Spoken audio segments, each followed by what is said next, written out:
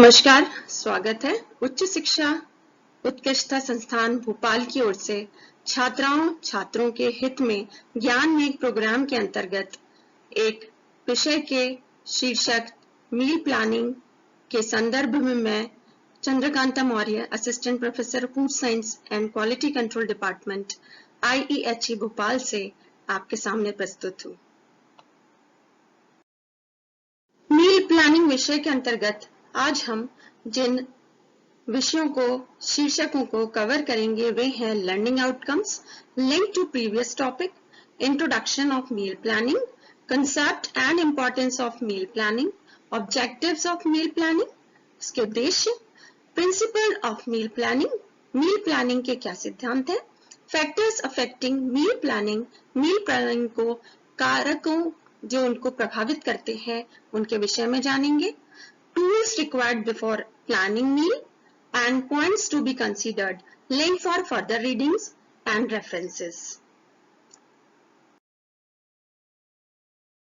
मील planning विषय को पढ़ने के बाद विद्यार्थी ये जानने में सफल होंगे कि वे किस प्रकार इसे परिभाषित कर सकते हैं। Explain the principles to compose a balanced diet. एक बैलेंस डाइट को किस तरह कंपोज किया जाता है।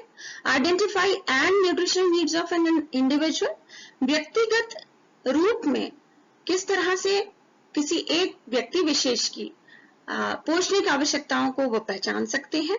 Determine and calculate the nutrient specific requirements of a family, चूंकि मील प्लानिंग एक परिवार आधारित होती है इसलिए किन परिवारजनों की क्या विशेष आवश्यकताएं हैं उनको जान सकेंगे, उनको कैलकुलेट करने में सफल हो सकेंगे। Apply the principles to plan meals and develop variety of recipes to fulfil the nutritional needs. Planning के लिंक टू प्रीवियस टॉपिक में meal planning is directly related to the application of food guide pyramid, जो आपको पहले पढ़ाया जा चुका है, for composing a balance diet for a person. Food guide pyramid जिसमें आप बेसिक ICMR के 4 से 5 फूड ग्रुप्स को पढ़ते हैं। इस प्रकार आपको एक बैलेंस डाइट प्लान करना होता है। यहाँ आप देख सकते हैं एक इंडियन बैलेंस डाइट, एक थाली मील किस प्रकार से हम कंपोज करना बेहतर जानते हैं। इनके इंट्रोडक्शन में meal planning is the process of planning and scheduling the intake of meals for general or specific individual requirements to achieve optimal growth and development and overall health and well-being. Meal planning का मुख्य उद्देश्य या definition ही यही है कि ये वह प्रक्रिया है जिसमें किसी व्यक्ति विशेष, कम्युनिटी, उसकी न्यूट्रिशनल नीड्स को हम कहाँ तक, किस हद तक और बेहतर होगा कि उसकी उच्चतम सीमा तक हम उसको कंपोज कर सकें और जिससे उसकी वृद्धि और विकास और उसके अच्छे स्वास्थ्य स्तर को बनाए रखने में हम मदद कर सकें। ऑब्जेक्टिव्स ऑफ मील प्लानिंग के मुख्य रूप से यहाँ उद्देश्य है satisfy the nutritional needs of family members. चूंकि आहार आयोजन भारतीय परंपरा में एक परिवार से शुरू होता है इसलिए यह अत्यंत आवश्यक है कि परिवारजनों में प्रत्येक व्यक्ति की उसके शारीरिक स्तर, उसकी मानसिक आवश्यकताएं, उसके जो उसके डेली रूटीन है उसके अकॉर्डिंग हम उसकी न्यूट्रिशनल नीड्स को पूरा कर पाए। The second one objective of the meal planning is to take expenditure within family budget. This is very well known कि किसी की अफोर्डेबिलिटी या हमारा बजट ही जितना होता है that allow us to purchase or to consume the particular type of foods that we can't suggest to each and everyone, वो हर एक के लिए समान नहीं होते। बेहतर है कि हम किसी के भी बजट, उसकी इनकम, उसके आय समूह को ही ध्यान में रखते हुए मील प्लानिंग करें। नेक्स्ट ऑब्जेक्टिव है to take into account the food preferences of individual members.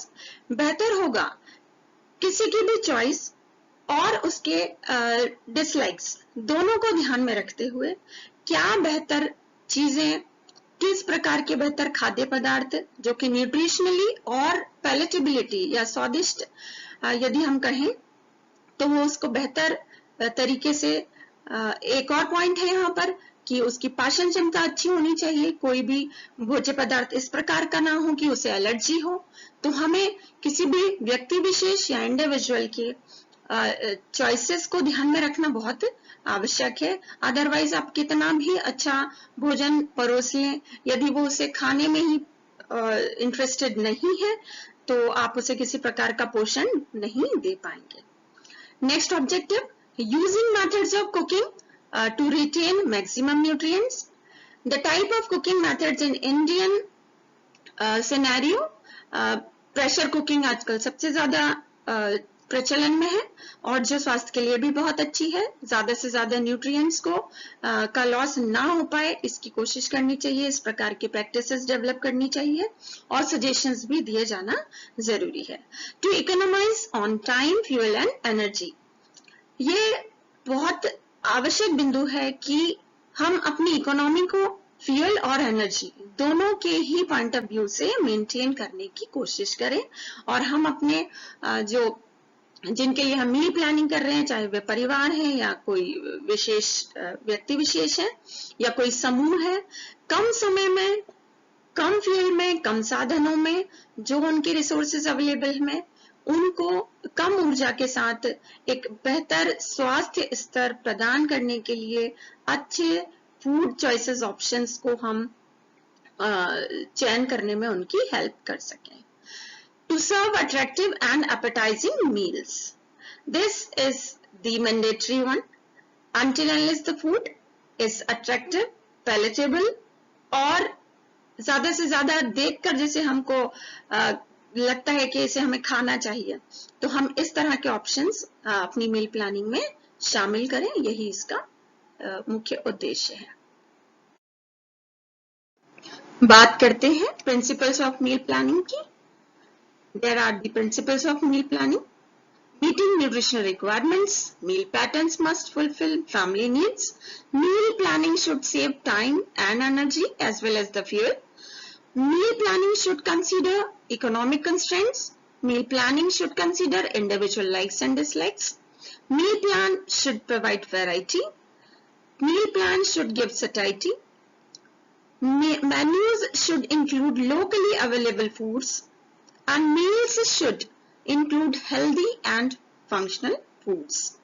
यहाँ एक मुख्य बिंदु, जैसे हम functional foods कह रहे हैं, that means किसी के भी आहार में, दैनिक आहार में कोई कुछ ना कुछ इस प्रकार के भोज्य पदार्थ जो शरीर में किसी एक प्रकार के कार्य को या जैविक कार्य को चलाने के लिए आवश्यक होते हैं और उसको प्रमोट करने में हेल्प करें, ऐसे फूड्स को हम हेल्दी एंड फंक्शनल फूड्स कहते हैं। तो they should be included in the diet as well, they should be a part of the daily diet. Factors affecting meal planning, meal planning को प्रभावित करने वाले कारकों को समझ लेते हैं। Nutritional adequacy, this is the mandatory factor which actually एक मील प्लान को कंपोज करते समय हमें किन कारकों का ध्यान रखना चाहिए, किस प्रकार के फूड ग्रुप से कौन से भोज्य पदार्थ का शामिल होना बहुत जरूरी है। That is a factor. Age, gender, आयु और जेंडर, यदि हम महिला और पुरुष दोनों में हम तुलना करें तो दोनों की आवश्यकताएं, आयु के अनुसार उनकी शारीरिक संरचनाएं दोनों अलग होती हैं, अतः उनकी आवश्यकताएं भी अलग हो जाती हैं, पोषण आवश्यकताएं अलग हो जाती हैं, जिसके अनुसार हमें ये ध्यान रखना आवश्यक है कि हम उनके लिए अलग अलग और उनको संतुष्ट करने वाला मील प्लान करें। फिजिकल कंडीशंस, यह आवश्यक है कि शारीरिक स्थिति कैसी है व्यक्ति की। इकोनॉमिक कंसिडरेशंस, यदि आर्थिक स्थिति अलाउ नहीं करती है और हम बहुत किसी प्रकार के महंगे भोज्य पदार्थ उनके शामिल करना चाहते हैं मील प्लानिंग में, तो they always limit us.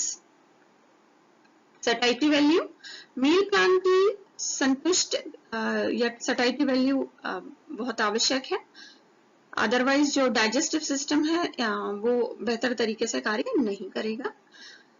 Seasonal availability, भोज्य किस तरह के भोज्य पदार्थ मील प्लानिंग में सम्मिलित किए जा रहे हैं, वो मौसम के अनुरूप उपलब्ध होंगे कि नहीं होंगे, इसका ध्यान अत्यंत आवश्यक है। Religion, traditions and customs, it is very much mandatory कि किसी व्यक्ति, ग्रुप और हम परिवार को ये जब मील प्लानिंग को करते हैं तो उनके धर्म, उनकी परंपराएं, उनके कस्टम्स को ध्यान में रखा जाए। कई प्रकार की मान्यताएं भी इसमें हमको फॉलो करनी होती हैं। Variety in colour and texture, ये बहुत जरूरी है कि परोसा जाने वाला भोजन या खाद्य पदार्थ या जो कुक किया जा रहा है उसकी बनावट, उसका कलर हमेशा हमें अट्रैक्ट करता है और ये किसी भी मील प्लानिंग का एक बहुत बड़ा मेजर पार्ट होता है।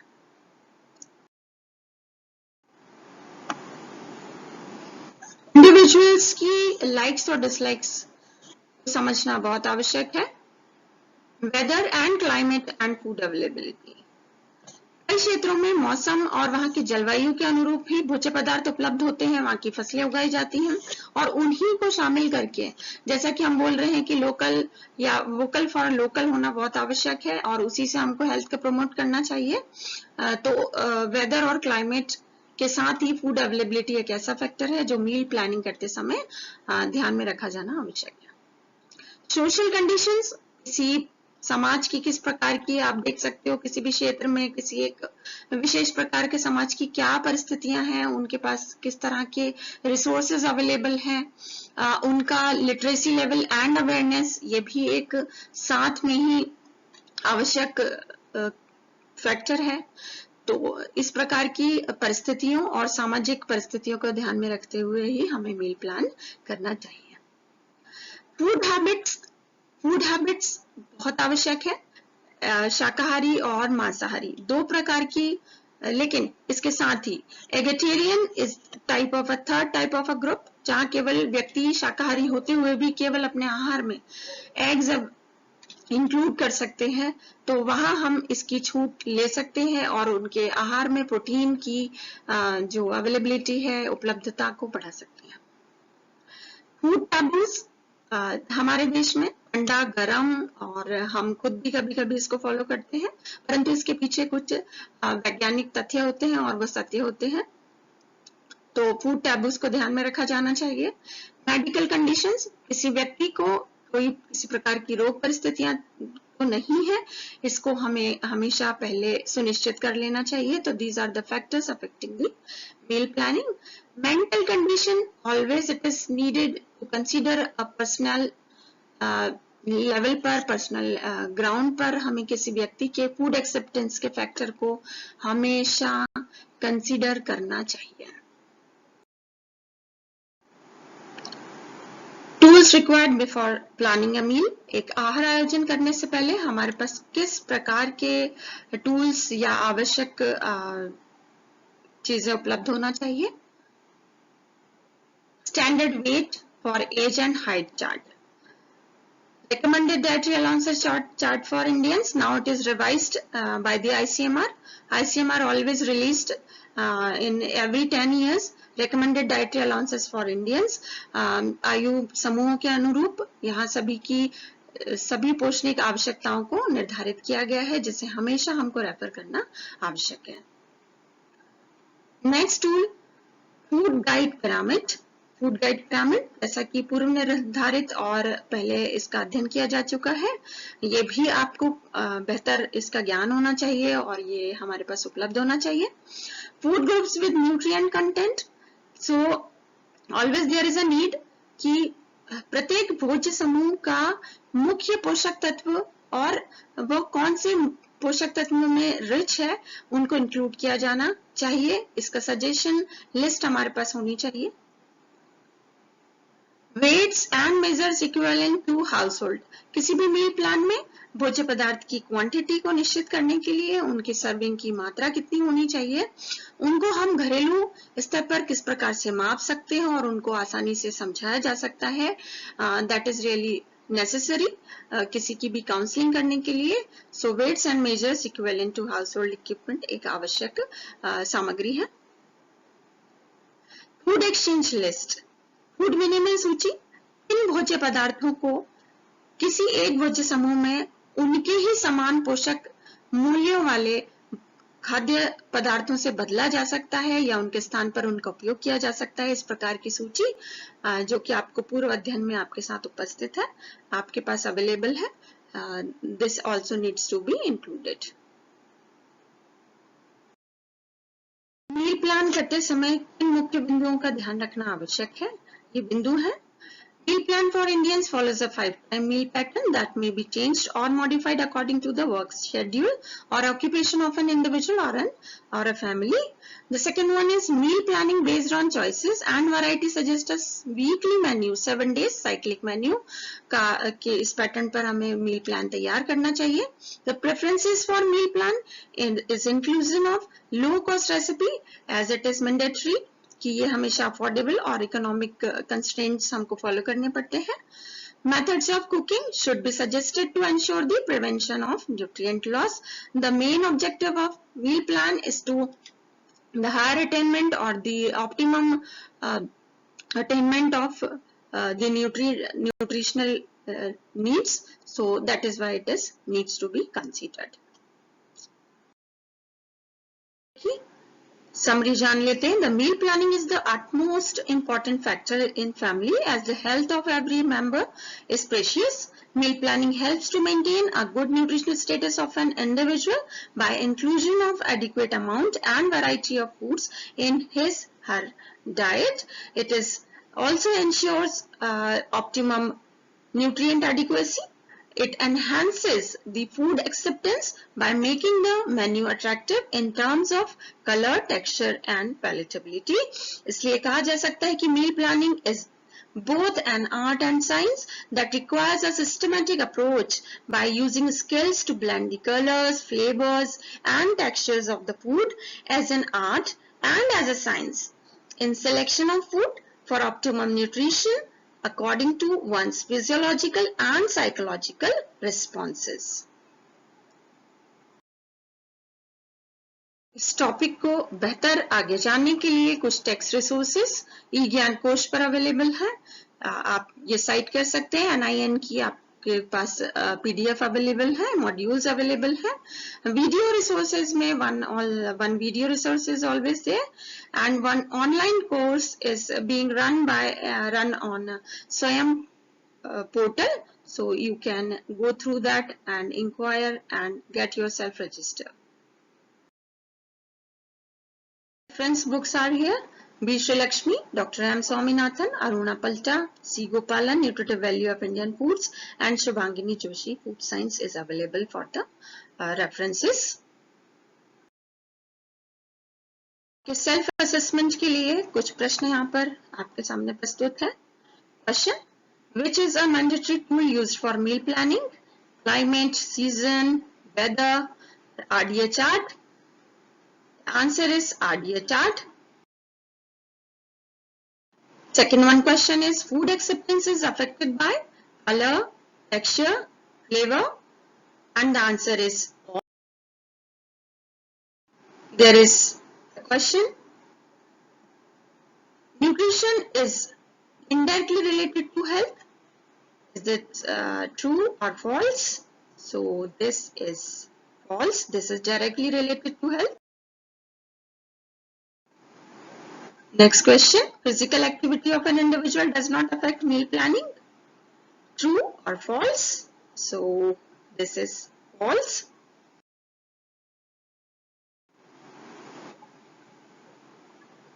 Occupation of the person is directly related to level of physical activity.